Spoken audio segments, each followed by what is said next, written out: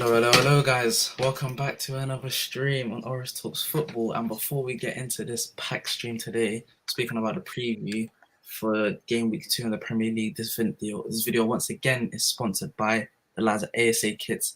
And we're going to be saying this for a long time because we're going to be sponsored by them for a vast majority of the season. If you go to asakits.co.uk and use the discount code Oris Talks Football, no capital letters, no finger spaces, just Oris Talks Football, you can get 10% off all new football jerseys, football tracksuits for the new season. Great prices. Big up the lads at ASA Kits once again. 10% discount code using Oris Talks Football. But yeah, let's get into it. Yes, so we're going to start bringing in some guests. There's a busy stream today. We've got fully packed. So we'll start off with a regular on the channel. As an Arsenal fan, we've got Joel. Big up, Joel. Hello. Hello, both of you. Great to see you, man. You too. Yes, big up, Joel.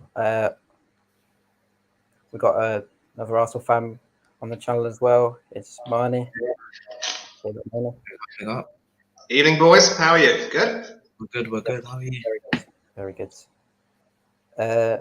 Next one we've got is a Newcastle fan. It's Louis. How you doing, Louis? I'm good. Thanks for having me. Thanks. First time on the channel. Good to see you, man. Yes, thanks. Big up. Next we have a Man United fan. It's Leon. Big up, Leon. Yes, lads. Thank you for having me on today. Of course. Great to see you. All good. Thank you.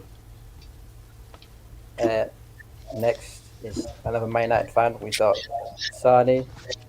Big up, Sani. Evening, gents. Hope everyone's well. It's a beautiful summer's day. Can't wait to get started. Yes, big up. And next we have another gunner. It's MK, the Don. How you doing? I'm good, mate. How are you all? Great to have you. Good.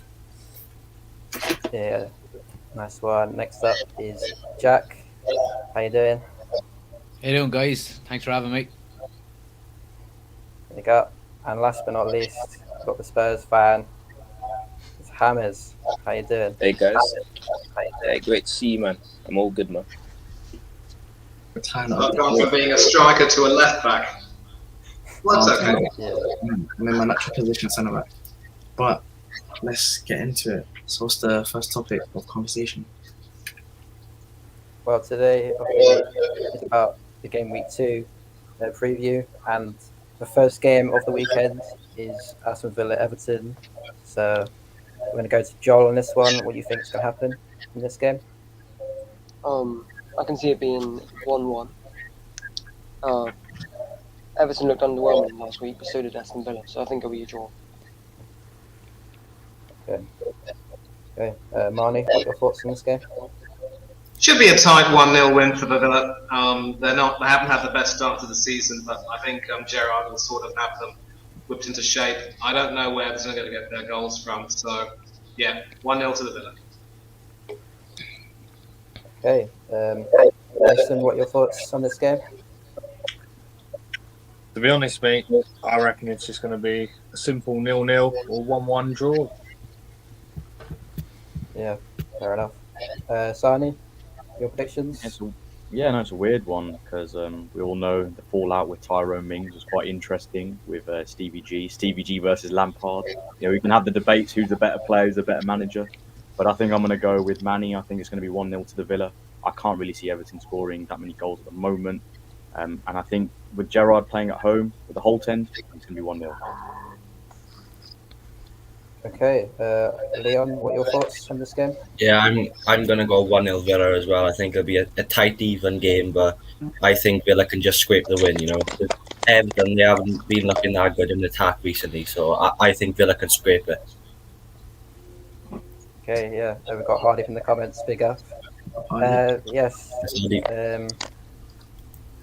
Louis, what are your thoughts on this game? I'm going 1-0 to the Villa.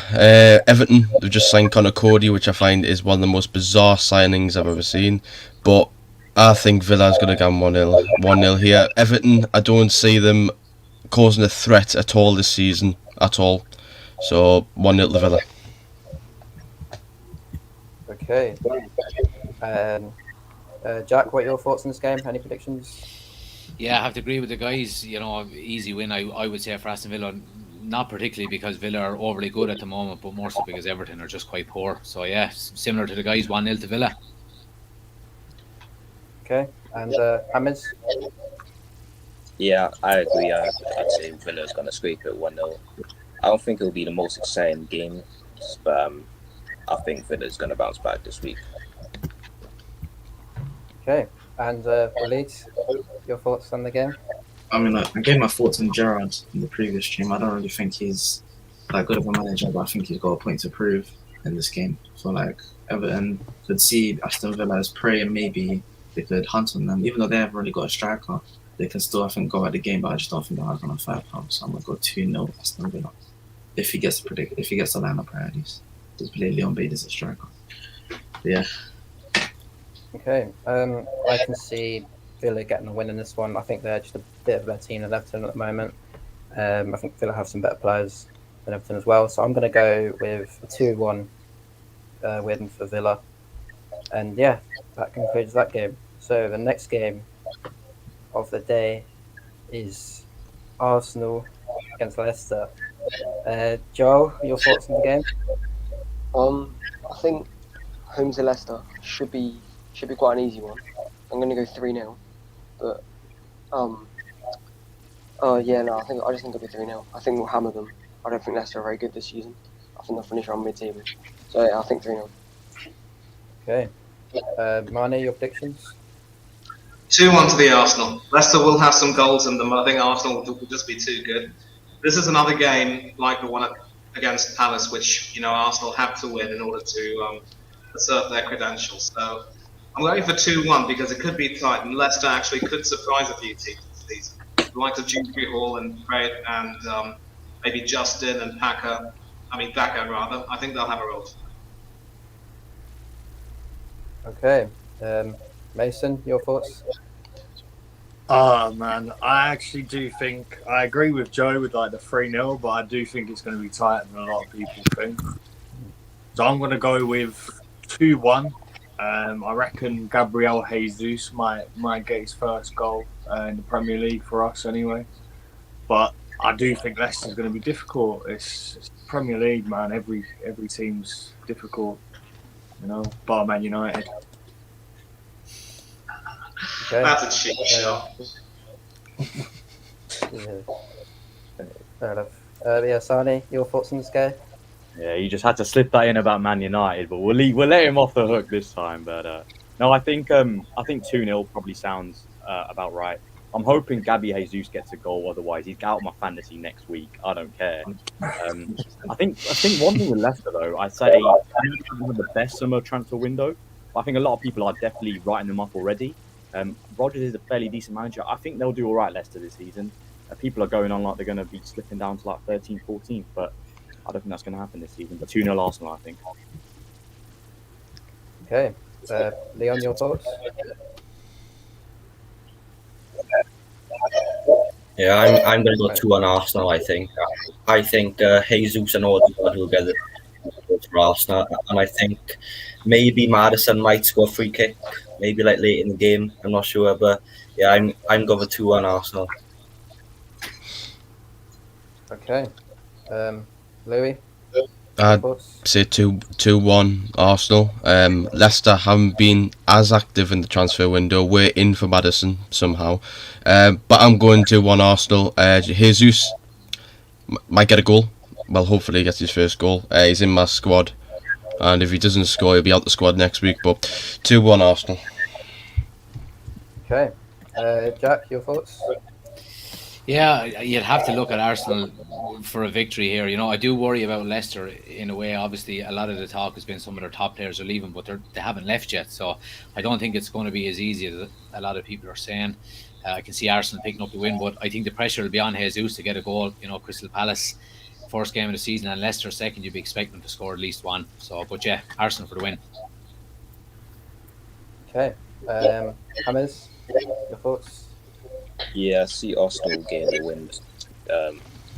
I think Leicester will probably apply a lot of pressure late game, so I'm going to 2-1 win to Arsenal.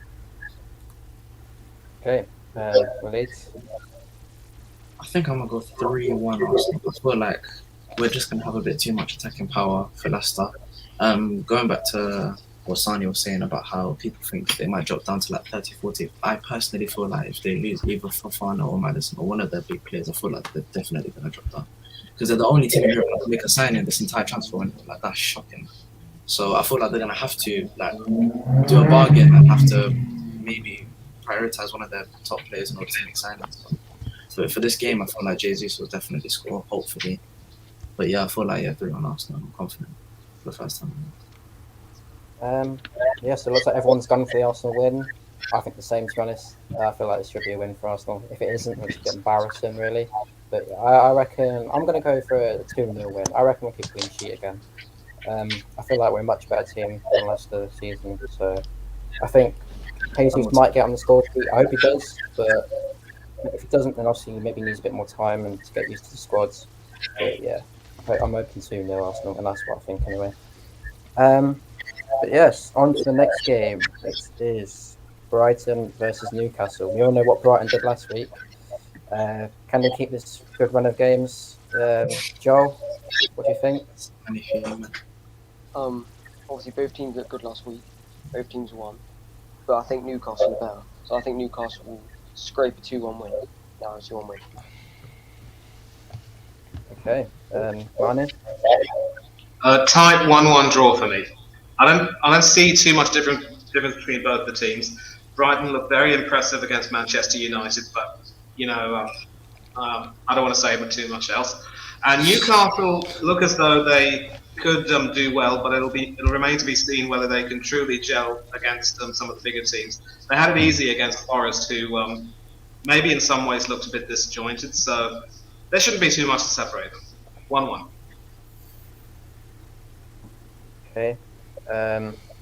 Mason, what do you think's happened this game?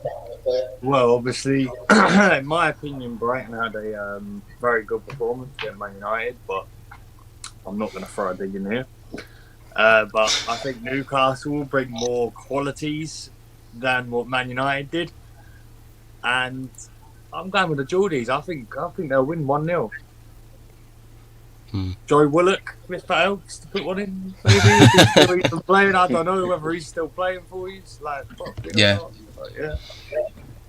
Fair enough. Okay. Sani, your thoughts?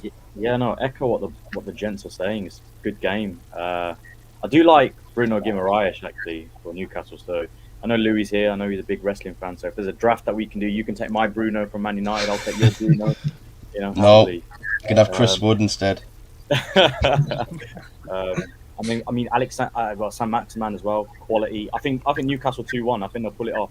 Although Brighton, they looked good against us last week, but I reckon 2-1 Newcastle. Okay, I see a few on normal draws as well in the comments there. Leon, what do you think's going to happen this year?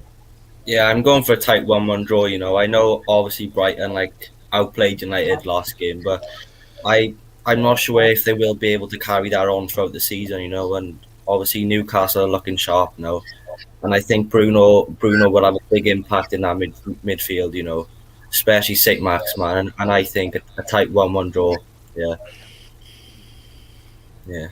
Okay. Louis, your thoughts as a Newcastle fan? Right. I'm going to go 2-1. I think it will be a tight game. When we usually play Brighton, it's usually a tight game. Bruno and Joe Linton worked magnificently in midfield against Forest. Sam Maximan he's got pace up front.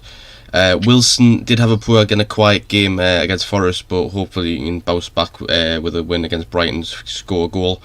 But I think 2-1 against Brighton. It'll be a good win as well. Then hopefully progress up the table. Okay. Jack, your thoughts? Yeah, I'm going to go with a 2-2 draw. I think both teams are very capable of scoring goals. Obviously, we've seen Newcastle last week. Now, look, albeit it was against Nottingham Forest, no disrespect, but of course, Brighton, you know, forget the flag in the background. Brighton deserved their win last week. So I think both teams can score goals, but I think both are capable of conceding as well. So yeah, I'm going to go 2-2. Okay. James, what do you think? I'm gonna go with 2-1 Newcastle. I think their quality just kind of edges Brighton a bit, but I think it'll probably be one of the games of like the weekend to watch. Honestly, Okay, got another 2-1 Brighton here. Yeah, well, Leeds, what are your thoughts for this game? I feel like it's going to be a 1-1 draw as well. I just feel like both teams are very close with each other, even though Newcastle may have the upper hand in terms of I'd say they have a few more better players than specifically. I feel like Brighton, and with their manager and with the way they've been playing, I felt like they didn't have Cucurella or any they lost him for 62 million. They're yet to replace him yet. So the fact that they didn't have him, they played Truss left wing back, and the way they smash United is very interesting because Graham Potter, man, he's a very good manager. Because he may be overrated a bit in the media, but I feel like he gets his props. He's a very solid coach, and I feel like that's going to come into fruition again. So hopefully, Joelinton has a great game because he's in my FPO again. Did bits for me last week, like 16 points or something. So I'm hoping he does the same thing. But yeah, I'm gonna go 1-1. Yeah, I agree with you. To be fair, I think it'll be a 1-1 draw as well. I think both teams are playing really well at the moment, and I can't see anything separating them. So I reckon it'll be a 1-1 draw there. Yes, next game is Man City against the newly promoted Bournemouth. Joel, I'm going to you to start for this one. I reckon Man City will win. I think it'll be 3-0. I think maybe a Haaland hat-trick, or maybe I reckon Haaland will score at least 2 because he obviously scored 2 last game. I think he can carry it on against Bournemouth. So yeah, I think it'll be 3-0. Okay, Arnie, your predictions? 3-0. No comment. Yeah, fair enough. Yeah, Mason. Anything else? Honestly, lads, I think it's going to be 5-0. I reckon Man City are just going to take all their moment, just hammer goals in, man. I think Bournemouth are literally going to be destroyed by this City side. Haaland hat-trick for me. Kevin De Bruyne and maybe bag a few as well. Yeah. Okay.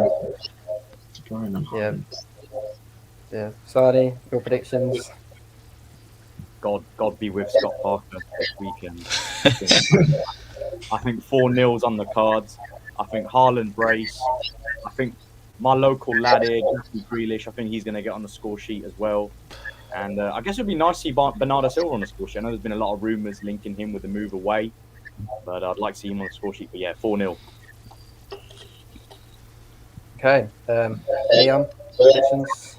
Well, I mean, I'm going to triple captain Haaland this week. You know, I think he will score a hat trick. You know, against his Bournemouth team. You know, but, maybe 4-0 as well because I think De Bruyne, you know, with his quality, he will get 3 assists and maybe 1 goal. You know, but I think they will be too good for Bournemouth and 3-0 on the day. Yeah. Louis, your thoughts on this game? 4-0 Man City. Haaland. The whole team's going to rip Bournemouth a new one. I mean, Haaland will get a few goals. De Bruyne will score a few goals. It'll just be 4-0. It'll just be a complete battering. Yeah. Jack, your thoughts? Copy and paste what the guy said. The only reason I wouldn't put De Bruyne as triple captain, or sorry, Haaland as triple captain, is if City have a double game week later on in the season. But other than that, it's just a shoe-in. Yeah, fair enough. James? 4-0, mate. Clean sweep. Just absolute domination, to be honest. Enough said. Yeah. Waleed, any hope for Bournemouth? No chance. I'm going with what Mason said, 5-0 City. Haaland, hat-trick. Alvarez getting 2 goals as well. I feel like Bournemouth are going to get put in them. I don't even want to think about how badly they're going to rip apart because I don't think most of their signings I don't think will be able to play anyway. So they're basically going to have the same championship defense they had last season. And when you got Haaland in the form he's in already, it's looking long, man. Yeah, 5-0. Yeah, I agree with everyone there. It's going to be 4-0. I can't see Bournemouth getting involved in the game at all. City's going to be running rings all around all their players. So I can't even see them get a shot on target there on a goal. Probably not. They probably won't get any shots. They probably won't get 10% possession for Bournemouth that game, I think. Watch Man Bournemouth City and going to hold Man all United. this year. Watch So- Bournemouth and Man United. Yeah. Lucky to get in the final third of Man City games. That'll be someone It's to just- that. It's going to be a long game for Bournemouth fans that day, unfortunately. But yeah. Anyway, next game is a fairly close one, perhaps. Southampton Leeds. Joel, your thoughts on this game? I think both teams are probably relegation. Two teams that are going to be fighting for relegation. So I'm going to go 1-1. I think it'll be tight. But I think both teams are on the same sort of level right now. So I'll go 1-1. Okay. Marnie, your thoughts on this game? 2-1 to Leeds. That shellacking that Southampton got at White Hart Lane will probably still be fresh on their minds. I don't see them recovering quickly enough. Leeds will have the bit between their teeth after the Wolves game, and I think they should edge this game because they have a little bit more at the moment. So 2-1 to the boys from Yorkshire. Okay. Mason, your thoughts? I think I agree with the other boys, really. I think Southampton will probably feel a little bit hurt by the smacking at White Hart Lane or Shite Hart Lane. And I do think they'll get a goal, but I do think Leeds will win it. Probably 2-1. Leeds, I'd go with, mate. Yeah. Fair enough. Sani, your thoughts? Yeah, no, I mean, Ted Lasso got a good win for Leeds, I think, last week against Wolves. The big 3 points. I think, obviously, this week we know Southampton away. We all know Southampton had a bit of a weird summer. How many people have rated them this year? But I think it's going to be 1-1. I think the Saints will get a point. Yeah, we got Bobby in the comments saying a 0-0 draw, perhaps. I mean, happens sometimes in the Premier League. Not very often, though, the 0-0 draw in the Premier League, but it could happen. Leon? Your thoughts? Yeah, I'm going to go for a 2-2 draw. You know, I think both teams are vulnerable at the back. Both teams can score goals, and I think obviously Ward-Prowse will show his quality. Maybe with like a goal against he scored against Spurs, and you know Leeds have that high press, really fit team. You know, so I think it'd be a tight 2-2 draw. Okay. Louis, your predictions? I'd agree with the same 2-2. Ward-Prowse will probably get a goal. Both teams are good going forward. Again, vulnerable at the back. But yeah, just 2-2. I mean, these teams are like probably going to fight for relegation at the end of the season. So. Okay. Jack, your thoughts? I'm going to go with a 2-0 win for Leeds on this one. I just don't think Southampton have anything really. Like Ward-Prowse obviously is a quality player. You know, they're tending to focus a lot on set pieces for him in terms of getting goals. He does have a goal in him, absolutely. But, you know, Leeds have Bamford back. You know, they still have Rodrigo there. I think they'll be strong. I just don't see Southampton really having that at all. So, yeah, I'm going 2-0 Leeds. Okay. And Hammers, your thoughts? See this being a 3-2 win for Leeds, honestly. Like, see it being another entertaining game. But, again, like, I think Southampton's defence might be a reason they might just fall under this pressure now. So yeah. Okay, and we're Leeds. I think I'm actually going to go a bit different. I think I'm going to go with a Southampton win. I'm going to go with a 1-0 win. Just because I still feel like Leeds have made a lot of signings. And I feel like the only reason why they mainly beat Wolves last week, because Wolves in that first half dominated them. But the only reason why is because I feel like Wolves, they're still changing from the back three to the back four. They're still getting used to the new formation, the new system. So I feel like that's one of the main problems. But with Southampton, the way they've been recruiting like the young players from different Premier League clubs and making them into great players, which they've done with like Livramento, Broja, so many people. So this new strategy I like, and I feel like with the fans will be on their side. I see maybe like Joe Aribo getting a first goal, him, Ward-Prowse link up might be a bit interesting. But I just feel like Leeds won't have enough on the day. I feel like they're not going to gel properly with the players. They signed like, 6-7 players? None of them have played in the Prem before. I thought it's going to be interesting. I think we'll go with Southampton. Okay. Well, I disagree with you, Leeds. I think Leeds will win this game, personally. You know, I think the signings have made it quite good. And obviously, last week they got the win, which I think a lot of people didn't think they would have got. But then Wolves haven't really improved the team that much, but yeah, I think Leeds will get the win in this game. I reckon it'll be 2-1, and yeah, fairly easy win probably for Leeds. But anyway, the next game is Wolves versus Fulham. I'd say a fairly boring game, this one, but Fulham pulled off a good performance against Liverpool last week, so who knows? But yeah, Joel, your thoughts? I'm going to go with the underdogs. I'm going to go for a Fulham win. I think they looked good against Liverpool last week, and if they were playing most of the teams in the league, they would have won.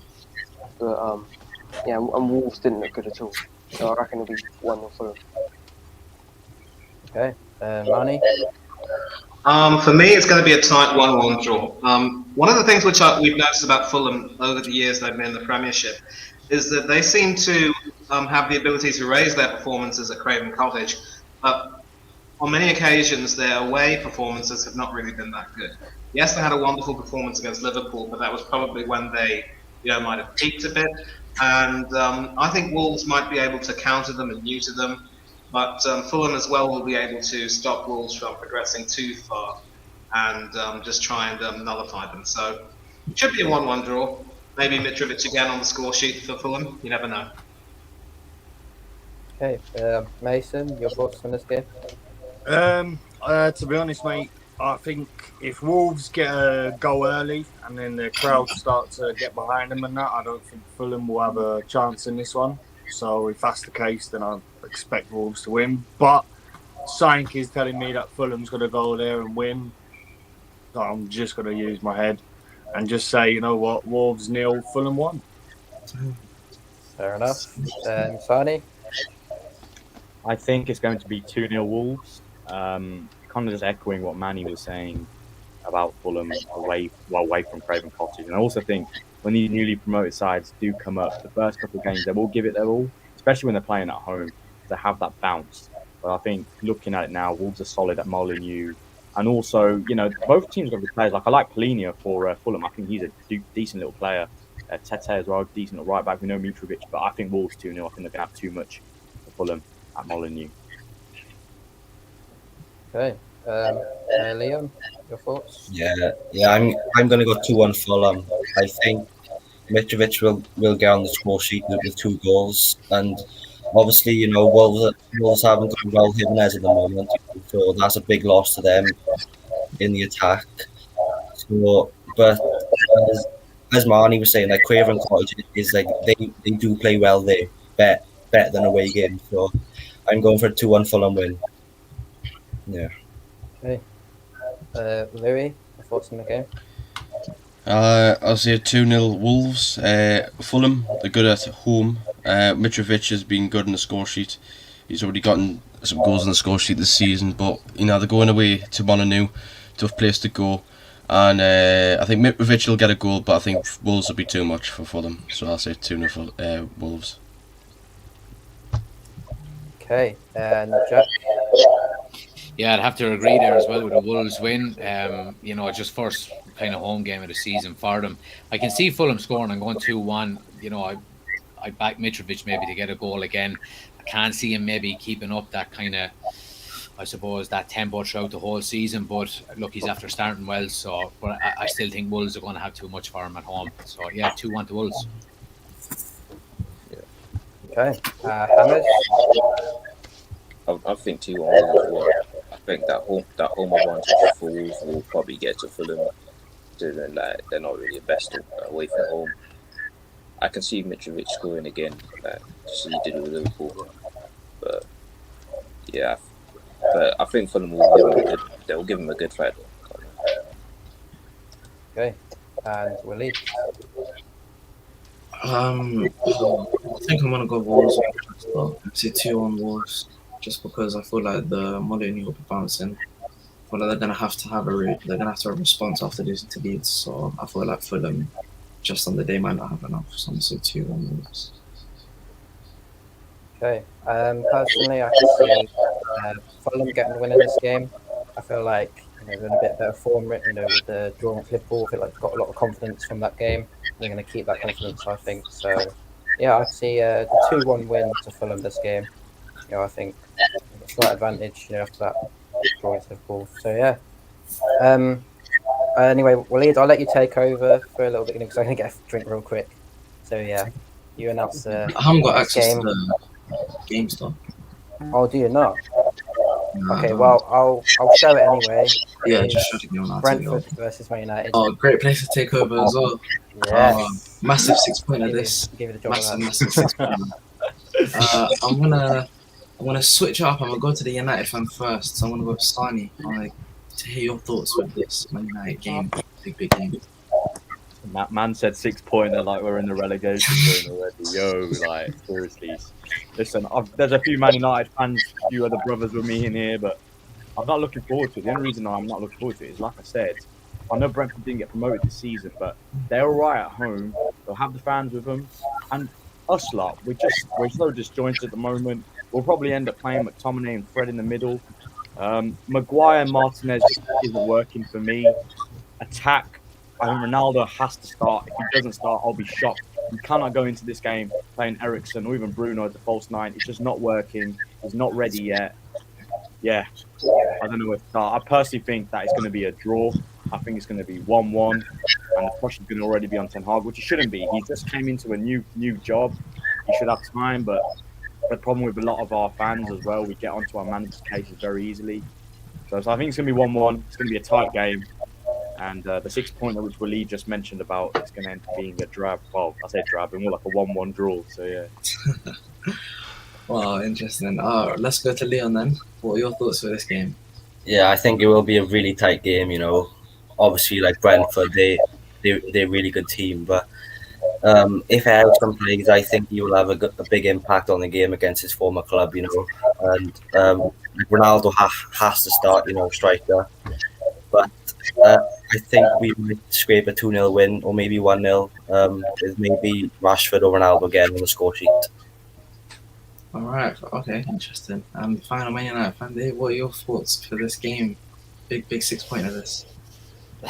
I mean, where do you start? Like, I think it all comes down to the starting 11 Ten Hag picks. I think there has to be wholesale changes. I think the reason why he's gone with the likes of Shaw, McTominay, Fred, you could even push it as far as Bruno to saying, okay, look, you had a bad season last year. I'm going to give you the benefit of the doubt for the first game, but none of them took their opportunity. Wholesale changes for me. Malacia in left full. I think Maguire needs to drop out for Varane. I think I would give James Garner and Van de Beek a start ahead of McTominay and Fred. I'd play Eriksen ahead of Bruno. I'd drop Rashford for Garnacho. Absolute wholesale changes. Really? And Wow. what have we got to lose? We've literally got nothing to lose. I'd rather lose with some youth players on the pitch than the likes of McTominay and Fred. I'm just finished with it. But I'm going to go 2-1 United. All right. One last question before we get everyone else's thoughts. Would you bring back Varane into the starting 11? Maybe. Instantly. I definitely. Yeah. I would, Yeah, I would. absolutely. It all comes down to the high line that Ten Hag is trying to play. Maguire just hasn't got the pace for his recovery runs. He's like a tractor turning. He's just so slow at turning. I can't understand how he's getting away with it for so long, especially with this high line. And like if you look at any of the top experienced defenders, take Van Dijk, any picture you ever see of him on the pitch, he's talking or he's pointing, he's organising all the time, and Maguire is never doing it. So I'd have Varane in straight away. Yeah. But I just think on that as well, I agree Varane should be in. But the thing is, Martinez, I don't think should be playing centre back in my opinion. I think he should be playing in the centre of the park in terms of midfield, CDM, put him there. I think, can you imagine Ivan Toney going to sleep on Friday night thinking, I'm playing against 5'8" Martinez. He is going to be, he'll wake up with morning wood, evening wood, afternoon wood, all sorts of wood. Like, he'll be happy. Chris Wood, we're talking about all kind of wood. Like, he'll be very, very happy. I like Martinez. Like, he looks tenacious, but I don't want him playing centre back. I want him playing CDM. I'll be happy to see him there, even left back. But listen, do not play Martinez centre back. For the love of Christ, please don't. Oh wow. Okay then. So let's get Louis' thoughts on the game between Brentford and Man United. What are your thoughts? I'm going to be very careful what I say here. I'm going to go 2-1 Brentford, but let me explain. I think it's going to be close, but I think it's going to be an Ivan Toney 89th minute winner from a corner. It's to screw Man United over. Oh, that That's all I'm going to say. That would be scenes. Marnie, let's get your thoughts on the Brentford Man United game. 2-1 United. The idea of playing Martinez as a central defensive midfielder, I think that could very well be inspired, and I want to commend you for that. Because it seems to be clear that by trying to get Martinez and having Varane and a few other defenders, United run the risk of looking a little bit bottom heavy. And the reason why Martinez was purchased is because of his versatility. He could play as a left back or a centre back or even central defensive midfielder. So that's an inspired idea, and that means that you could possibly bring Varane back into the starting lineup and have him cover for Maguire, if you will, and at least have some semblance of a partnership. I know you don't like Maguire. As an England fan, I hate him too. But you just sort out those worries in the defence and the centre of midfield, you'll be fine. Eriksen should score against his former club. I think he will make a difference. And I actually believe that as good as he is, Tony should be nullified. He might score, he might not score, but it'll be 2-1 United. I think Ten Hag will crack the whip and make sure that what happened against Brighton will never happen, at least not immediately afterwards. 2-1 United. Okay, I mean, I'll quickly give my thoughts before I get anyone else's, but I feel like with the talk about putting Martinez at CDM, I just don't know, because he won the Ajax Player of the Year whilst playing centre back, and even though it's the Eredivisie, he was still coming up against big tall strikers. So I feel like with people like Ivan Toney, things with Brentford, they play a little bit different. They play 3 back with 2 up front, so they might be a bit hard. But I feel like Martinez is a very rash, I won't say rash, but he's like very aggressive defender. So I feel like I don't think he'll struggle, to be honest, as much against Toney. But I think I'm actually gonna go with a 2-0 Brentford win, just because I don't think Ronaldo will start. Because I feel like Ten Hag is going to stick to his guns. I think he's going to still drop Ronaldo. Martial, I don't know when he's back. I think he might be back in a week or 2. But honestly, I don't think Ronaldo's going to start. So I feel like Brentford are going to take advantage of that. Take advantage of the first game back at the Brentford Stadium. That place is going to be rocking. Like, just ask the Arsenal fans, first game of the season at that place is incredible. Like, the atmosphere is insane. And I feel like that's going to play. I think that's going to be Brentford's 12th man. So I'm going to go over 2-0 Brentford win. But I'll go to Joel, to my right. What are your thoughts on the Brentford Man United game? I can see it being a draw. Whether it's 1-1 or 2-2, I don't know. But I'll probably go 1-1. Because, I don't know, I can see Ivan Toney scoring. Especially if Martinez is centre-back. Just because he's big, strong. Like, he bullied Ben White last season in the first game. Like, he's just big, strong. So, I think 1-1. I think Man United will struggle. But, yeah. Yeah, but to be fair, Martinez, I've heard a lot of United fans saying Martinez has pocketed Haaland and all this talk. So, I mean, we'll see how he does against his physical striker. He did win more headers than Harry Maguire last Sunday, I will say that. Yeah, so I feel like that won't be as much of a problem with Tony. I mean, to have Maguire's not really the best, so that's not that hard. But Mason, let's get your thoughts on this big 6-point. Oh boy, right. I'm going to try and not wind as many United fans up this time. I do think Brentford will win. Obviously, Arsenal fans know, me included, know what it's like to go to Brentford. Obviously, it's not opening day, but it will be for them because it's their first day back at their stadium with their fans. So I do think United are going to get taught a lesson against Brentford. Like, Brentford is going to absolutely punish United. And you guys got to go Liverpool as well, or is Liverpool at Old Trafford? Old Trafford. Doesn't matter. It could be 3-0 with you lot. Honestly, I think your club is just done.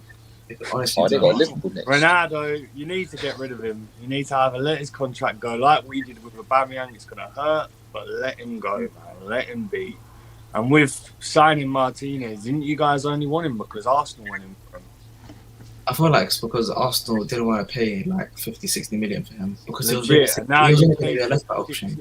Now United, now you've actually paid like 50-60 million for him.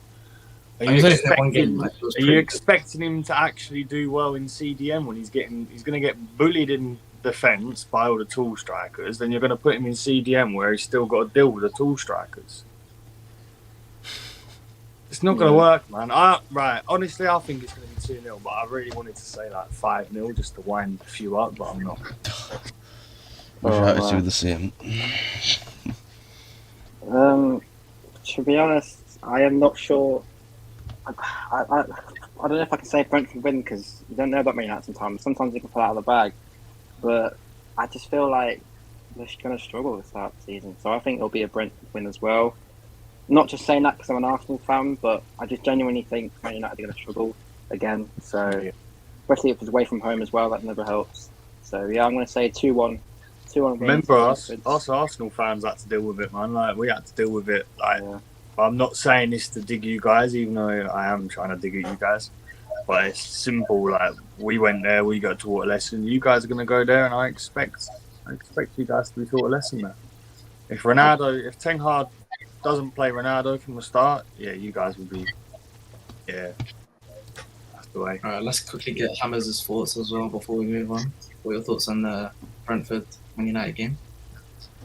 Can't lie, I think it's going to be 2-1 Brentford.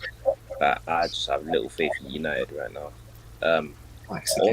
Only way I can see them getting any result, maybe like start Ronaldo, drop McTominay, something like that. Like, otherwise they'll just struggle a lot, especially in that second half. Very, very mixed bag of emotions for this game. Very 50-50, I'd say. But let's move on to the next fixture. Before you start the fixture though, you've gone already. But yeah, Sonny had to leave, so big up Sonny. Big up. Yeah, I'm just gonna have to warn you. I might have to hop soon because I've got football training, so I might have to hop at some point. But I'll let you know at some point. I'm gonna break into the Arsenal midfield, maybe. But yeah. No. I'm a goalkeeper, man. I don't need to. Really? Wow. Maybe competition for Roundup then. Fair enough. But Forest, maybe so. Who knows? First Premier League game at the City Ground for I don't even know how many years, roughly like 25, 30 years. Wow. So this place will be buzzing. I think we'll get Elliot's thoughts first on this game. How do you think Forest are going to do with all these new players? I think they're going to sign Ferreira as well, so that'll be like the 14th signing. So crazy window for them. Well, first I'll say my thoughts on the Brentford United. I always said Brentford United, but yeah. So Forest West Ham. I hope Forest win. You know, actually I'm kind of close to Forest at the moment. I'm going to literally like right next to the stadium when I go to uni. So obviously they'll be my local side. But yeah, I think it's going to be a struggle. It's going to be a tricky game for Forest. You know, I think. Coming off the game against Newcastle, we're going to be a bit under pressure, especially if it's the first home game. But then that might help, and obviously the fans will be up for it massively. You know, it's a great atmosphere at the City grounds. So, yeah, I still think West Ham will get the win. It'll be 2-1 West Ham. I reckon it'll be a close game. Lingard might get on the score sheet and hit Gritty or something stupid. I don't know, whatever he does. But yeah, I can see it being a good game. Fair enough. All right, let's get the thoughts of the team that smoked Forest as well. So, Louis, what are your thoughts on Forest is facing West Ham at City Ground? I think Forest are going to get smoked again. 3-0 West Ham. Forest have signed loads of players, right, and they haven't gelled yet. So that's the worry. Lingard's went to Forest, and he was pretty quiet against Newcastle. Didn't do much. But yeah, they've also been reported that Lee Charnley's coming in to help Forest upstairs, which I worry for Forest fans. But anyway, 3-0 West Ham. I think Antonio will get some goals, and yeah, why not 3-0 Forest? 3-0 West Ham, not Forest. Interesting. All right, let's get our thoughts to Joel as well. West Ham versus Forest. What are your thoughts? I reckon Forest 1-1. I think 1-1. I think Forest, obviously, they're going to probably start some more of their new signings they've made. And I think they have a good side when they've got all their signings. I think they look like a good side. And I reckon they'll scrape a win against West Ham. They'll score late on. All right, let's get our thoughts for Mania as well. What are your thoughts on this big game to open up their season at the City Ground, Forest vs West Ham? Tough one. I have Forest comfortably staying up this season, maybe in the lower bottom half of the table. It's easy to say that they haven't gelled quite yet, but I'm pretty certain they will have done a lot of work in training to sort of put that right. They've made some very impressive signings. I've been very impressed with the transfer window they've had. And this actually could be the type of game where they could scrape a 1-1 draw. I'm not going to go for a win. That would be almost facetious. But, you know, this should be the game in front of their home fans. they'll want to put on a show, and I think they will show a lot of grit. They will try to nullify whatever attacking threat West Ham will have. I don't see them necessarily scoring too many goals, although you never know what could happen. But should be a 1-1 draw. Forest should open their account fairly comfortably. Alright, fair enough. Big up to Hannah as well, joining in a bit late, the Chelsea fan. If you're there, Hannah, maybe can we get your thoughts on the Nottingham Forest West Ham game? What do you think? Yeah, thank you for having me. Yeah, this game. Wait, let me just. Okay, so Forest versus West Ham. Uh, Honestly, I think both teams will cancel each other out. I think if you're looking for a boring game to watch, you can choose this game to watch this weekend. So Interesting. yeah, Okay. there's going to be goals either side for me, 1-1. But it's just going to be a bit boring, a bit down. And I think West Ham will pull out that. Forest maybe just come out and show some big energy in the first 20, 15 minutes, but then West Ham will come back and take that. But I may be wrong. Maybe Forest scores 2 goals in 20 minutes. Maybe not. That'll be an electric start. But yeah, let's get Jack's thoughts on this game as well. Forest versus West Ham. Yeah, I'm going to have to go with West Ham on this one. I think they just have too much for Forest. Look, I do think Forest made some good signings in the transfer window, minus Jesse Lingard, of course. But look, I do think it's going to take time for them to gel when you get so many players in the one summer. You know, it's going to take a bit of time. I did put Forest in up my predictions as well. Just think West Ham are going to have too much for them. I'm going to go 3-1 West Ham. Yeah, all right. Let me quickly give my thoughts on the game as well, and then we'll get Hammers'. But yeah, with this game, I feel like with West Ham when they faced Man City, they were very dull. I feel like it was a very maybe they were a bit scared about Haaland. I have no idea, but it just wasn't the normal West Ham I'm used to seeing. It was a very dull performance, and even going back to the Forest Newcastle game, like Forest, you could just tell that this is a completely different squad. They needed to as well because they weren't expected to go up. The parachute payments, they got that and they took advantage of it. They had a bang average championship squad, if we're being honest, with the Premier League. So I feel like they did have to make the signings that they did make. So in the end, I feel like they will stay up just because I feel like they'll have the quality. I've been rating Steve Cooper for a while as a manager. I feel like he's a very, very good coach. He's one of the top English coaches. And I feel like he'll soon get that respect when he starts getting up more results in the Prem. After seeing Forest the way they beat us last season, I know how intimidating the City ground can be, but I do feel like West Ham might walk out of there alive with a 1-0 win, maybe. I'll go maybe Skamaka to get first goal, but yeah, 1-0 to West Ham, I'm saying. And we'll quickly get Hammers' thoughts before we move on. What are your thoughts on the Forest West Ham game? Yeah, I agree. It will probably be a 1-0 thing to West Ham. Obviously, Forest, they have great fans, passionate fans, that could work against them. But I don't know how Forest will be able to cope against West Ham. So I'm just going with 1-0 win. All right, let's move on to the next fixture. Liverpool versus Palace. I think the Monday night kickoff game. Oh, this is going to be a very interesting one. We're going to go with Elliot to start off this one. Elliot, what are your thoughts on the Liverpool Palace game? I think Liverpool will get a win.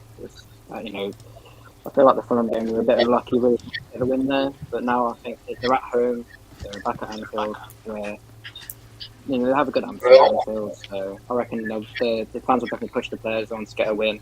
So I reckon it'll be maybe a 3-1 win to Liverpool. That's what I'm going for. All right, cool. Underneath from Jack, let's get your thoughts on Liverpool versus Palace. Obviously, you'll be doing a bit of scouting, maybe with this game before you face them. So, what are your thoughts? Yeah, I don't know what good that's going to do for Manchester United, to be honest. But look, it's hard to look past Liverpool. Really, I do think Patrick Vieira is doing some good stuff there with Palace. He's galvanising them. He's turning them into a team that are getting harder and harder to beat. I think Liverpool are just kicking into gear, really. Obviously, look, their first game of the season wasn't an ideal result. Don't get me wrong, I hope they get smashed, but I can't see it happening. I really can't. I'm gonna go maybe 3-1 to Liverpool. I think they look like they're conceding goals. I know it's only one game in, but they've conceded plenty throughout pre-season as well, Community Shield. So I think they'll concede, but I'm going to go 3-1 Liverpool. All right, let's get Mason's thoughts as well on this game, Liverpool versus Palace. Obviously, when we faced them, it was a very convincing performance, I'd say, for the vast majority of the game.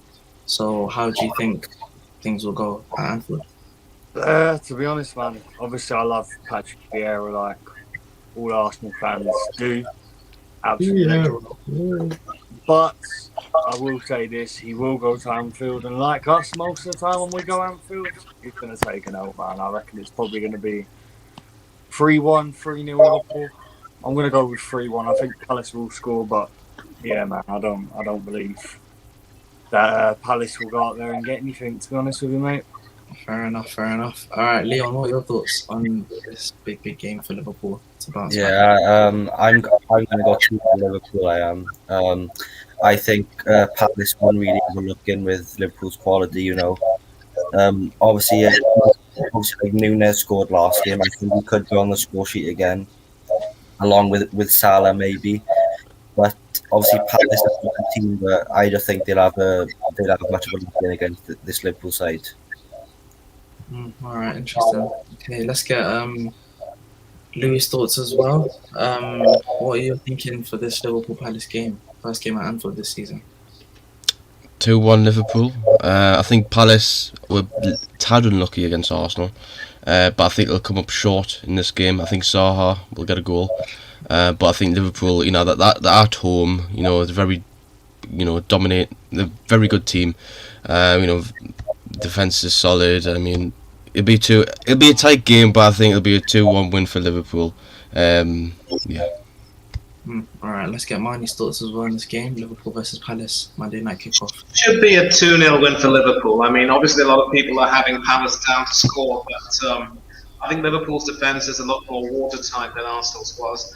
Bear in mind, Wally, that we have to play Ben White as a sort of a centre come right back. And yes, he made some tackles, but there were occasions when he looked a little bit sloppy. And, you know, later on in the game, of course, you know, he had to be, you know, supported, if you will, by both Saka and Gabriel. So it wasn't a very nice look. There is going to be talk about Trent Alexander-Arnold's weakness at right back. I don't know if Crystal Palace will have that much of an aerial threat as Fulham did with Mitrovic. But I see them cancelling Palace out and making sure they won't score. And as for Liverpool scoring, well, goes without saying, Salah's still performing well. Núñez is coming. They've replaced Sadio Mane quite well. So 2-0. That's it. Yeah, time will tell, to be honest. They have really done that. I'm going to quickly give my thoughts. I agree with what Mane was saying about how Palace, maybe they might not have that aerial threat as well to really give a challenge to Van Dijk. Maybe they got Mateta, but I don't really know. I don't think maybe he won't even start, in my opinion. But I feel like when Palace get the opportunities, especially with us, they didn't really take them. So I don't think they're going to be as clinical, and I think Liverpool punished that. So I'm going to go with 2-0 Liverpool win. I'm going to go maybe Salah and Thiago if he's playing. I might say Thiago to get a goal. But let's quickly get Hammers' thoughts for the Liverpool Palace game. What are your thoughts, bro? Yeah, I'm going 3-1 to Liverpool. Obviously, yeah, Liverpool didn't really get the result they need to get against Fulham, but obviously I think Klopp's Liverpool team knows how to bounce back. I don't think it will be a flat easy game, at least in the first half, because well, obviously Vieira, he's settled into Palace very nicely. They are a hard team to break down, but I can't see Liverpool dominating them a bit. So yeah. Yeah, alright, cool. Let's get Hannah's thoughts as well on this game, Liverpool versus Palace. What are your thoughts? Yeah, for me, I think this is going to be. It's going to be a tough game. But Liverpool, because they're at home, Anfield, yada yada yada. They should when Palace. I saw that game with Arsenal. That Edward guy, he needs to be benched on something. He's worse than Martial up front. Jeez. Little dig there, the United fans. But yeah, I'm going to 1 Liverpool. They should win.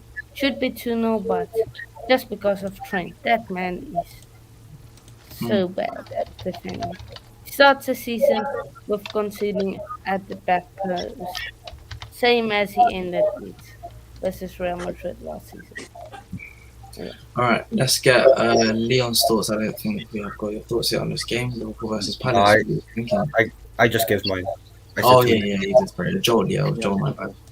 Joel, Liverpool Palace. What are your thoughts? I think it will be 1-0 Liverpool. I think it'll be tight, but I think Liverpool they'll score really early on and they'll just hold off.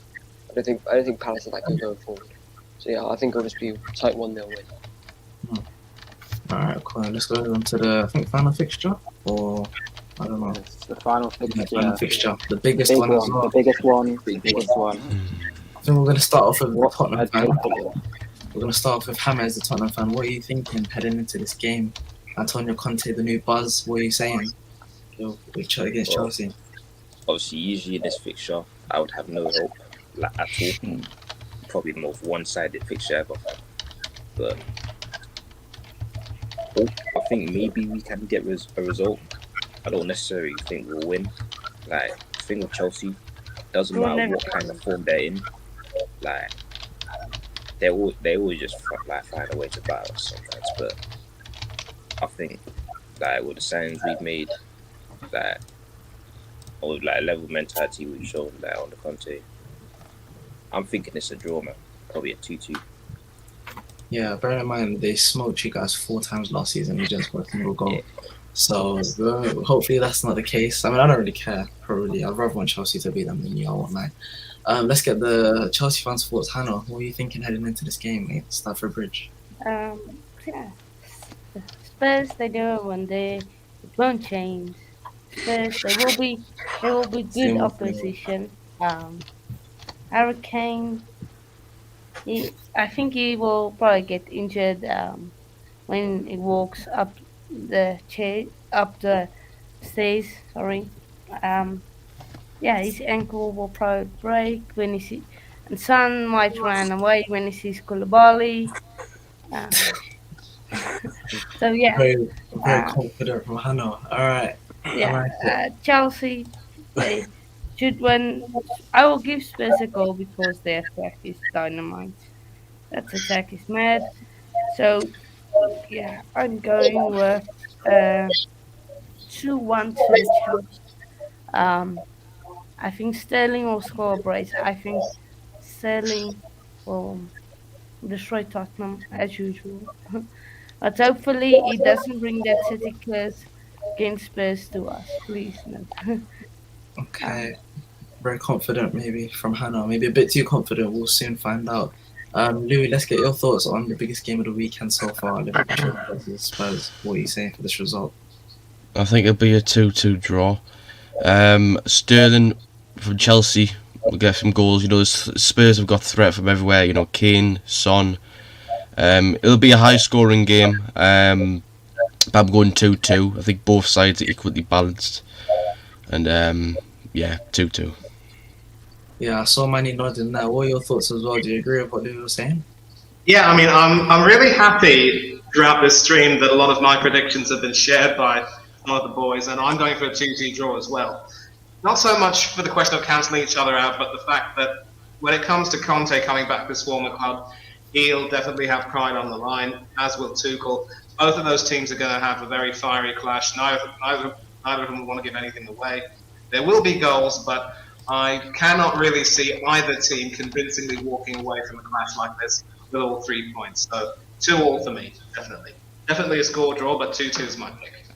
Mane, his pride is already gone from last season. We beat him 4 times. 2 times at Bridge. 2 times. That pride of him is already gone. His body is going to show.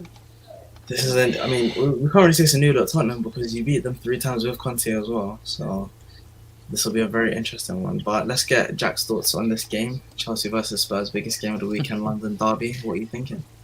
I just can't look past Spurs. I really can't. Apologies to Chelsea fans that are in. I mean, I think they're missing a number 9 big time. Look, I think Sterling will be a success there. I think Tuchel, as much as I like him as a coach, I think he's too easy to read. He never, ever changes his formation. And I think Spurs are red hot this year. I really do. I think they're going to be closer to City and Liverpool than they will be to United, Chelsea, United, Arsenal below. I think Spurs are the team to beat. Obviously, outside of Man City and Liverpool this year, Kulusevski was absolutely unbelievable last weekend. When you add that to Kane and Son already there, look, I think that their weakness is their defence. They still have Eric Dyer playing at centre back, of course, but I just think they're too strong going forward. I can't look past them, so I'm going to go 2-0 to Spurs. I mean, Eric Dyer did score. He's had a rejuvenation, I'd say, under Conte. So maybe outside shout for Qatar. We'll see how he does from now to World Cup. But let's get Joel's thoughts as well, if we haven't already. I was going to go 2-0 to Spurs. I'm going to go 3-1 Spurs instead. Because I think Stamford Bridge as well. Wow. Yeah, I think Sterling will score. But I think Kane, Son, Kulusevski will be too strong for them. So I think it'll be 3-1, but yeah, it could go anyway. But Spurs have only won 3 times in like the last 31 years, I think, at Stamford Bridge. So I think that's going to be. How many times? Spurs are better. To count. Oh, sorry, I didn't violate you like that. My bad. Let's get Elliot's thoughts as well as we close on this. Spurs. Yeah, I don't know why, but I can just see Chelsea winning this game. Sorry, Hammers, but I just can't see Spurs doing that well against Chelsea Stamford Bridge. I feel like they'll get a bit of pressure. I know they just come off a massive 4-1 win against Southampton, but that's when they'll probably get, Chelsea's a completely different team to play. You know what I mean? They're a much better team than Southampton, so I feel like Tuchel's going to give them a tricky game. And yeah, I think it'll be a fairly close one. I'm going to say 2-1 to Chelsea. Yeah, I think I'm actually going to agree with Elliot with this one, just because I feel like with Antonio Conte, since he's been there, he has, like, in most of his games that he plays, it takes a little bit of a while for Tottenham to really click into gear and really get into the game. We saw that against Southampton. First 25-30 minutes, all over them, really. And from there, like, that's when Tottenham starts to pick up the pace. But I feel like if they do that against Chelsea, they might get punished. So I think I'm going to go with a bit of a high-scoring one, but I think I'm going to go with 3-2 Chelsea win. So yeah, but there's going to be a lot of goals. I don't know where they're going to come from, because I don't think Broja is going to start. So maybe Sterling masterclass will have to wait and see. But before we move on and we end the stream, let's do a little transfer roundup. Hold on, I haven't gave my predictions on Chelsea. Oh, I'm sorry. Yeah, sorry. I'm trying to click the banner for this. What's there? I just think, obviously, Spurs, yeah, they've done well against Southampton, but Southampton, come on now. They weren't, Spurs weren't switched on, as you said, bro, the first, 20, 30 minutes. And Southampton took advantage of that and got 1-0 lead. And I think Chelsea, yeah, I can banter them, they are without a striker. Lukaku on loan for a season and sent him back to Inter. Fuck all done, you know what I mean? £100 million worth of shit. But then I could also say that Spurs obviously went to Stamford Bridge, have lost, and Arsenal, obviously, we went to Stamford Bridge and won. So I don't think Spurs will win that game. I think it will be 3-1 to Chelsea, and I think Son will fall on the floor and start crying and win a penalty.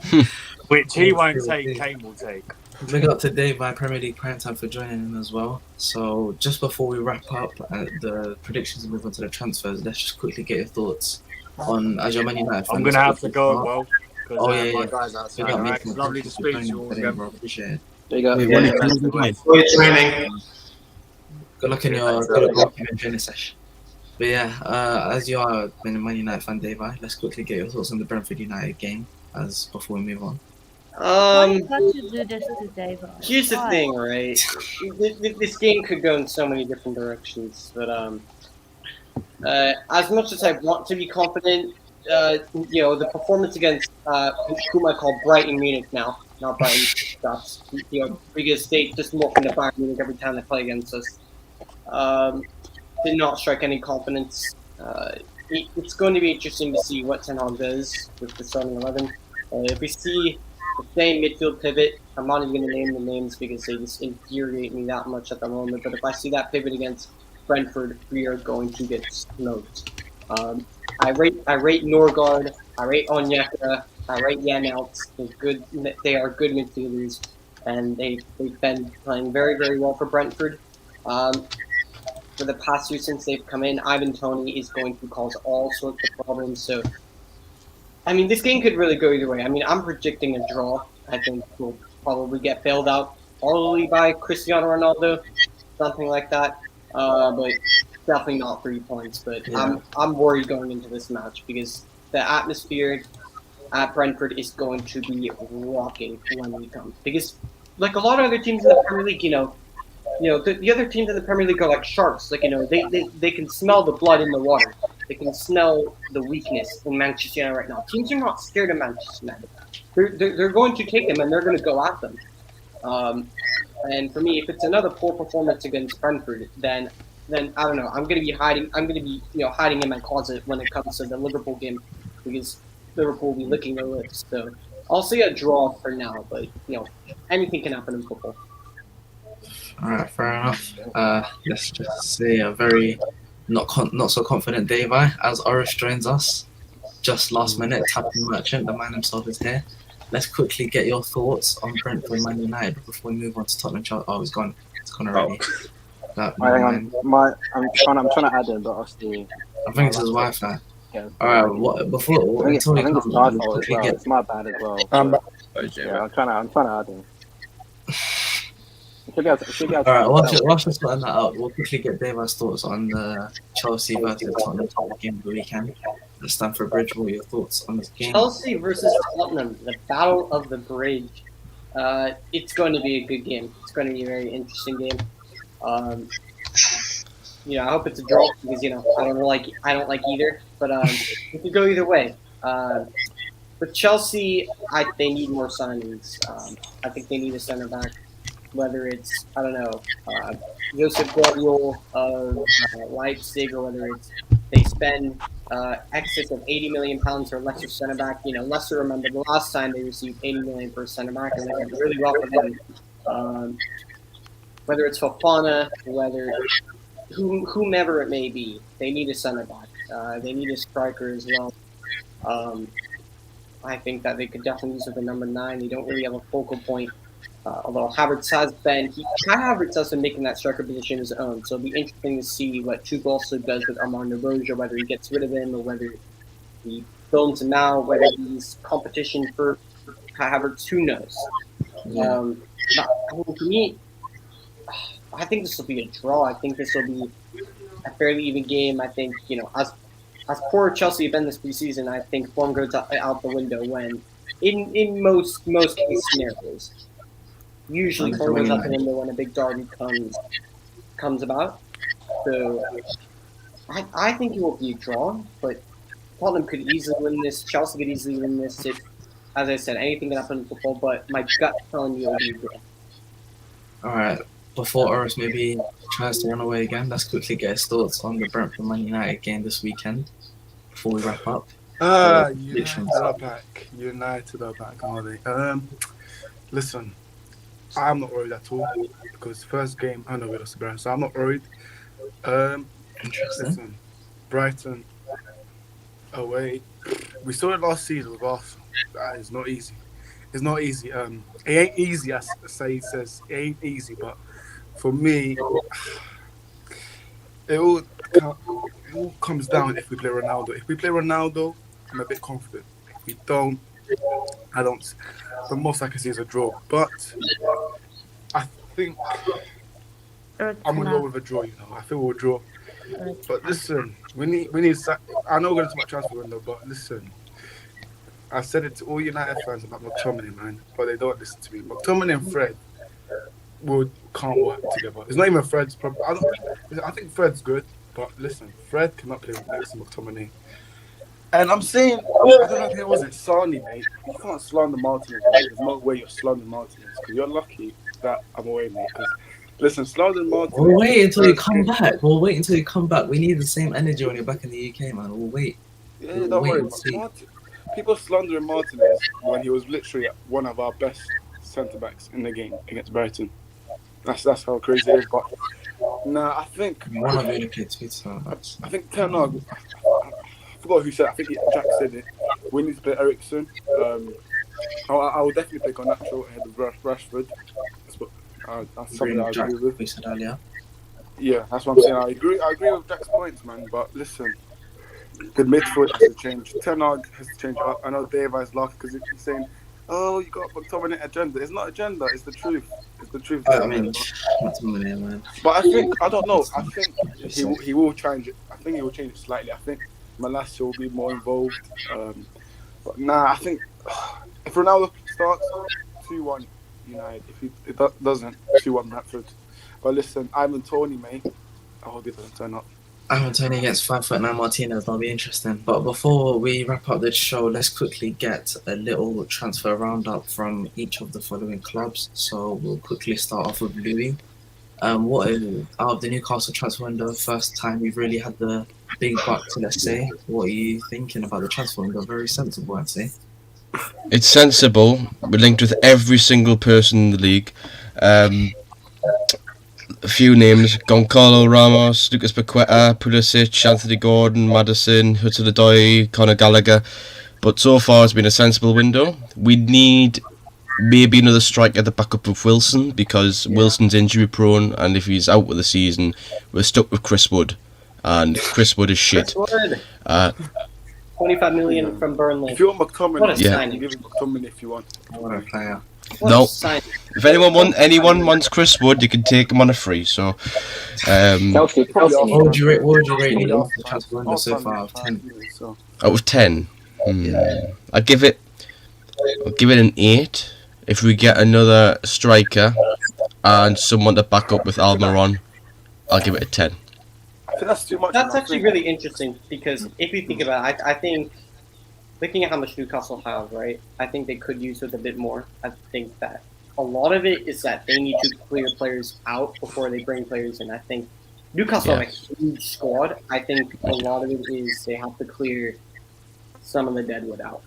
Like we have sent a few players out. You know, we've sent away Dwight Gale, we've sent away Isaac Hayden, Freddie Woodman. We've sent a few players out to the Championship.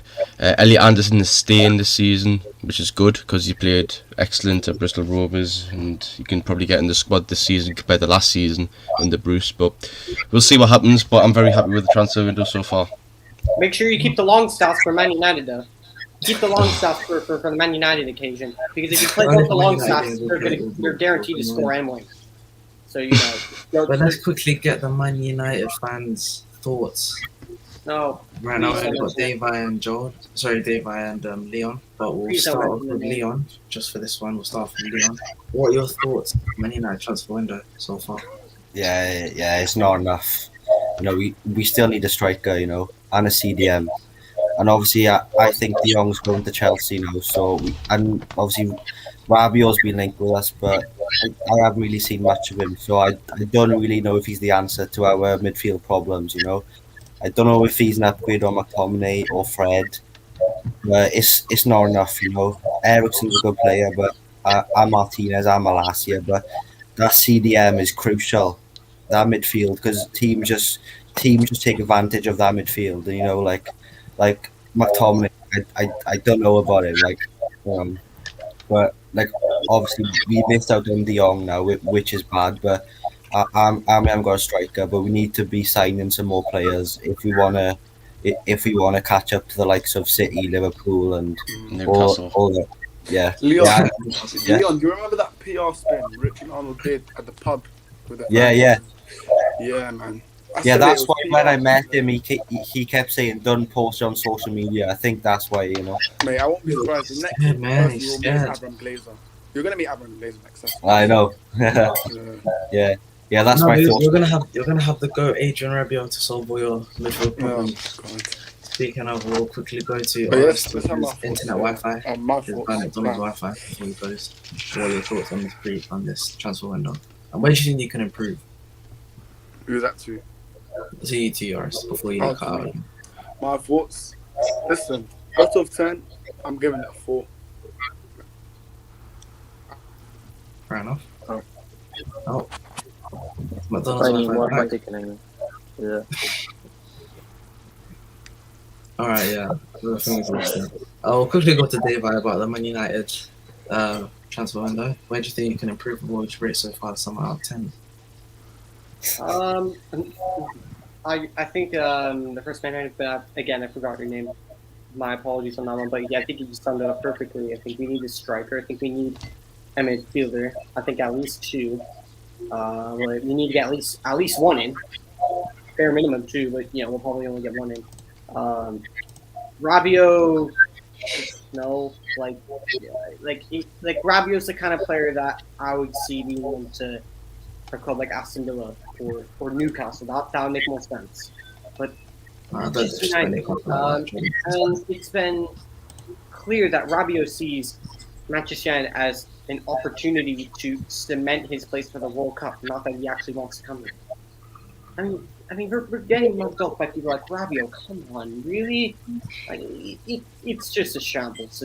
It's an absolute mess. I mean, a player. I know it'd be unlikely because he's such a gem in football. I don't know if a lot of you know about him, but I mentioned him like last week.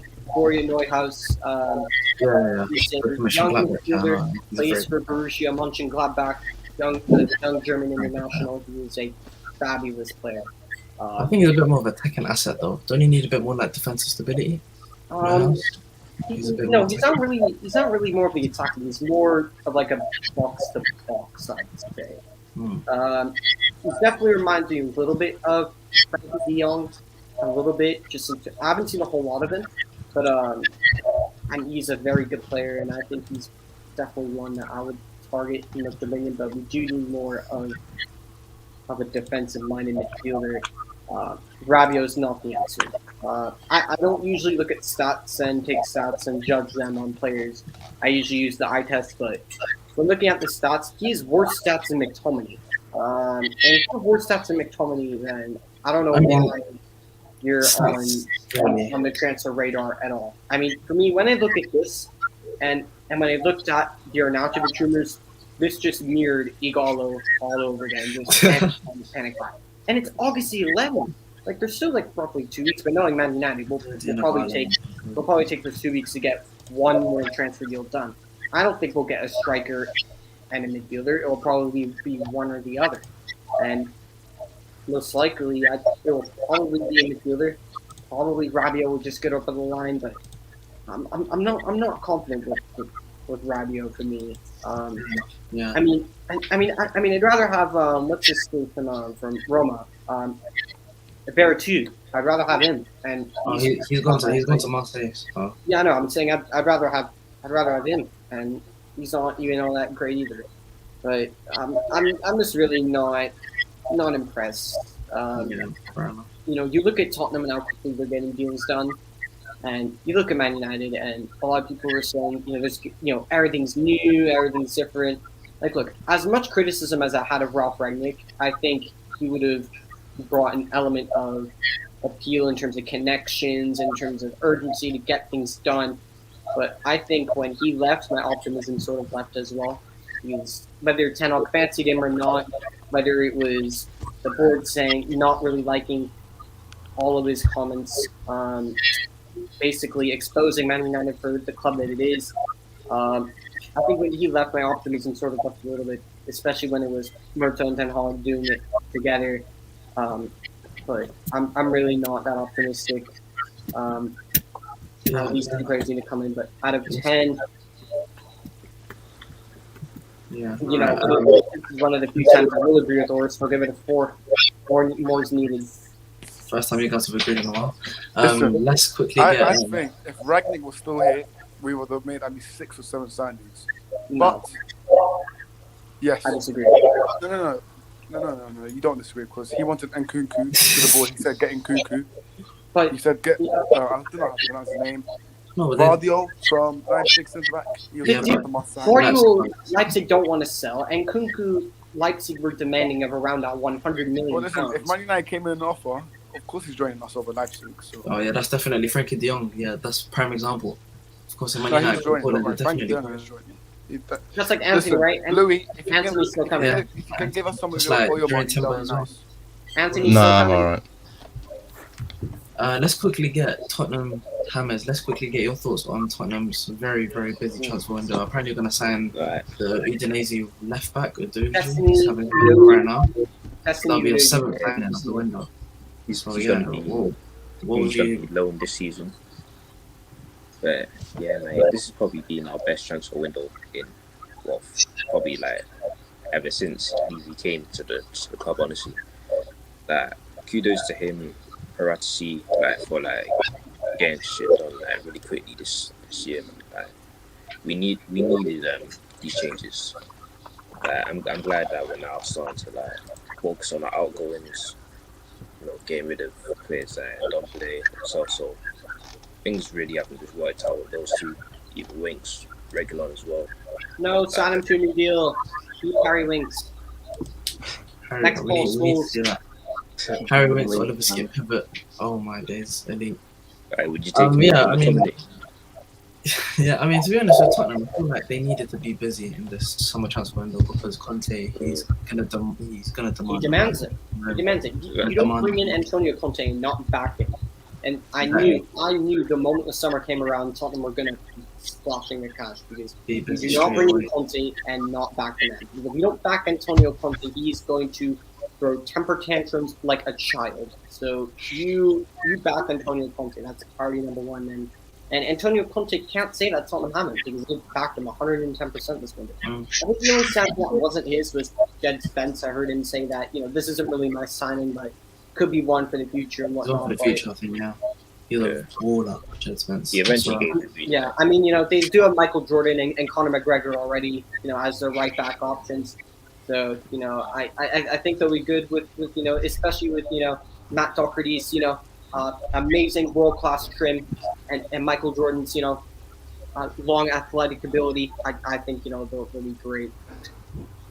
Seeing it bomb up and down the pitch. Yeah, it's going to be a big season for Spurs, but let's quickly, to wrap up the stream, get all the Arsenal fans' thoughts on this transfer window. I'm going to quickly just give my thoughts. I feel like I've seen links that we're apparently going to try and wait for Tielemans' contract to run out and then we're going to go in for him. Me personally, I don't really know if that's going to be a great decision. However, I do feel like there's a possibility we might sign him on deadline day, dependent on the situation of our midfielders, because obviously Thomas Partey, very injury prone. Granit Xhaka can be inconsistent at times. He's not really the most 100% reliable guy. Except that we haven't really got too many players like in the midfield. Like we've got Lokonga, but I've even seen links that apparently he might be left out on loan, which I don't think is true. I don't think he'll be going out on loan. I think he's going to. Arteta apparently said he's going nowhere. I don't think he's going to go anywhere. So I feel like we might sign that midfielder. Maybe we might play Zinchenko there as well. We've got Fabio Vieira, so we're gonna have to wait until he's fit and see how he plays. But we also play Zinchenko in there when Tierney's fit and he can play left back. So we've got a lot of options, but I still feel like we might have to get that one little midfielder. Even though we've got Mohamed offside, with the legend himself, putting a massive shift towards the end of the season, I still don't know if that's going to be enough for a top 4 spot and to do well in the Europa League. So I feel like we might need to get that one last midfielder to really assert that. Also, I'm seeing links that we might sign Yeremy Pino from Villarreal for roughly 40-50 million pounds. That'd be a good signing. That'd be a very good signing. I think that'd be a good signing. And something to watch out for. You know who I would keep all eyes on? And as interesting as it can sound, I keep all eyes on Frank Kessie because of Barcelona's situation. They may not be able to register him. Yeah, and they might not be able to. They might not be able to register all the players. You could sign Frank Kessie on a free. And that's basically like-for-like replacement for Partey. Yeah. If anything happens. So Partey, Kessie, and Xhaka, that's an incredible. Well, on any Xhaka midfield is incredible. Yeah, obviously. Any midfield with Xhaka and McTominay is the best midfield in the world. No, but yeah, if you had wins to that, perfect. Arteta bring Arteta out of retirement and have him play with Jack Wilshere in there in midfield. I mean, if we sign Yeremy and Tielemans in this last few days of the window, that would be incredible. If we were to sign those 2 players, I'd give it a 9 out of 10. But without those split signings, also I just want to quickly mention William Saliba was basically like a new signing. That guy, I saw him in pre-season. It's been great. Brilliant. I didn't want to get too happy though when I saw him in pre-season because I was seeing all Arsenal fans being like, "Oh, he's gonna be like Van Dijk." Like, just calm down. And then the Crystal Palace game. Wow, like he went out on love for 3 years. He's come back a completely different player. He's incredible, and I've been saying this for ages that he's got potential to be one of the best in the world. And I feel like if he carry on playing the way he's playing, he's going to get to that level. So I'm going to give Arsenal, without Tielemans and Jeremy so far, I'm giving this window an 8 out of 10. They didn't even mention Gabriel Jesus as well. Oh wow, yeah, 8 out of 10. 8 out of 10 window. And don't forget Matt Turner. Oh, the legend South American, World best class American goalkeeper. I bet Brad Dave Guzman, I knows a lot about him. Green. Oh, Elliot, don't start. don't you dare. Don't you start. Of course. How can we forget when American pops up? Oh, I wonder which coach would know a thing or two. What are your about thoughts on that. Jesse Marsh, actually? I'm joking.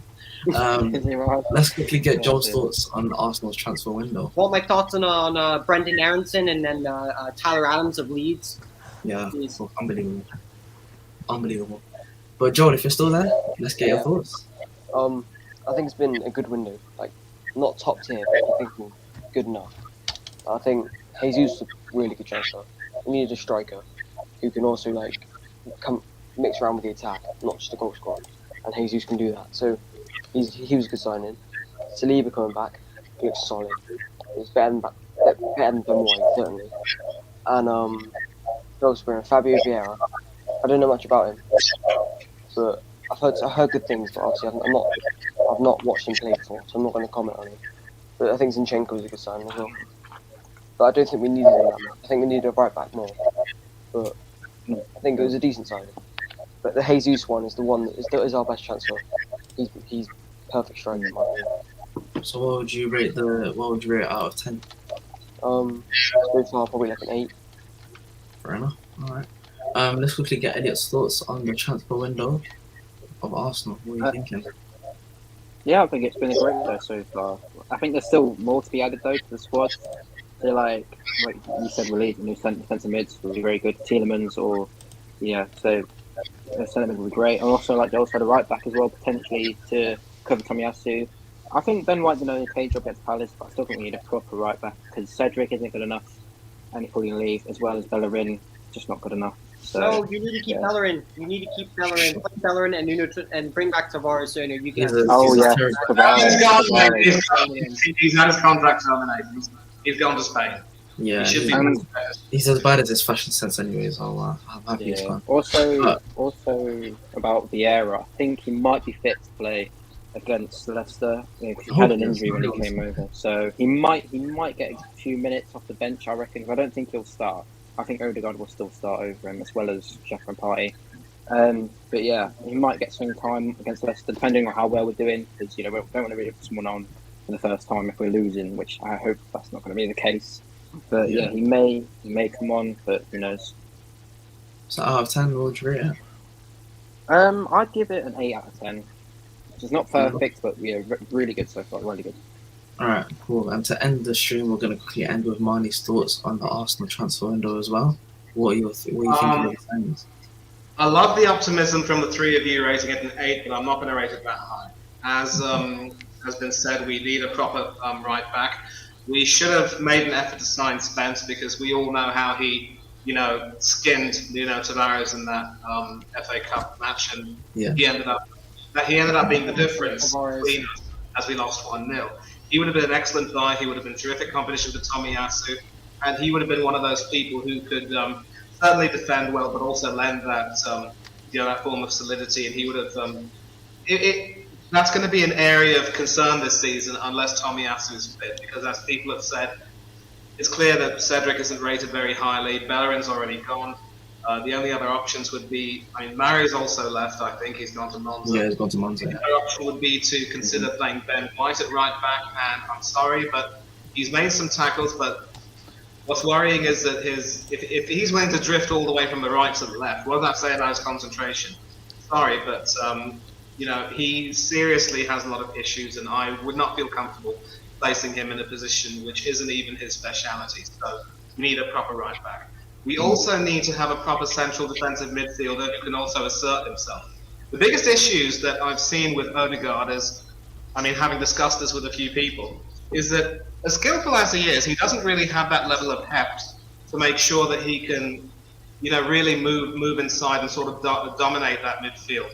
You take someone like Dennis Bergkamp, who had the traditional number 10 role and wore the number 10 jersey. He was the type of person who had the silky skills, the delightful little feet. We called him the non-flying Dutchman for a reason. But he also knew how to weave his way in and assert himself physically. I'm sorry to the Geordie in the middle, but you might have good reason to remember that goal he scored against you at St James's Park in 2002. Yeah. My apologies for that. And It's fine. you can see how he was able to move. But when Odegaard had one chance against Palace, yes, it was on his weaker right foot, and he is incorrigibly left-footed. But as people have said, you've still got to try and shoot. And some of the best players these days will at least be able to, be decent enough with both feet. I've seen David Beckham score one or two good goals with his left foot, and we all know that he preferred his right foot far more than his left. And that's sort of another thing. So Odegaard just doesn't seem to have that ability to really, assert himself, and that sort of segues into why he was given the captaincy. So we need another central midfielder. I do not believe we will get Tielemans, and personally I would prefer it if Maddison came to join us, but Rogers made it clear he's not for sale. The fact that he's injured already casts some doubt, because we still haven't really seen how well he can do for us.